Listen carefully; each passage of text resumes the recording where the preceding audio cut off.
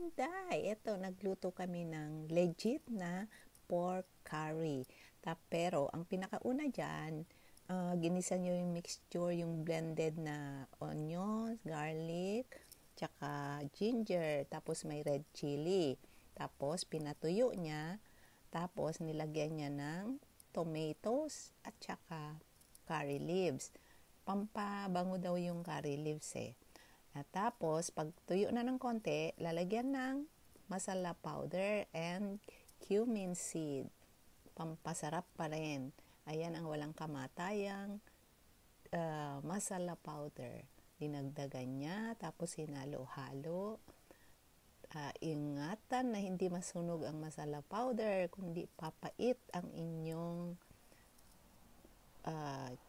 pork curry. Yan, halo-haluin hanggang sa magmantika, lalabas yung sarili niyang mantika. Ginisa niya to, konting mantika lang ang ginagamit niya. Tapos, nilagay niya na yung patatas. Tapos, tinubigan para syempre maluto yung patatas. Halo-haluin, ingatan na masunog mga Inday ang masala powder. Tapos, ayan. Excuse me po, malinis ang mga kamay. Nilagyan niya ng sampalok.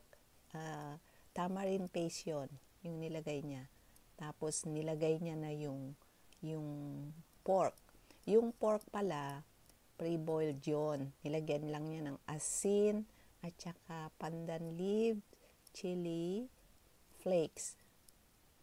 Para patanggal daw ng amoy ng karne yung pandan leaves. Tapos yan, halo-haluin, tuloy-tuloy lang ang halo hanggang sa maluto ang patatas.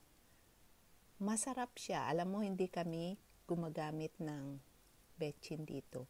Ang pagkain nila malasa, kahit na walang Ajinomoto. Ayan. Mga Inday, yan ang paraan kung paano magluto ng legit na pork curry. Ganon din ang gagawin pagka chicken, ganyan din ang proseso. Ayan. Ayan na. Ayan ang aming pork curry. Maraming salamat sa inyong panunood. Abangan ninyo ang aking mga videos sa susunod. Paki-share naman, paki-like mga ka-Inday. Salamat!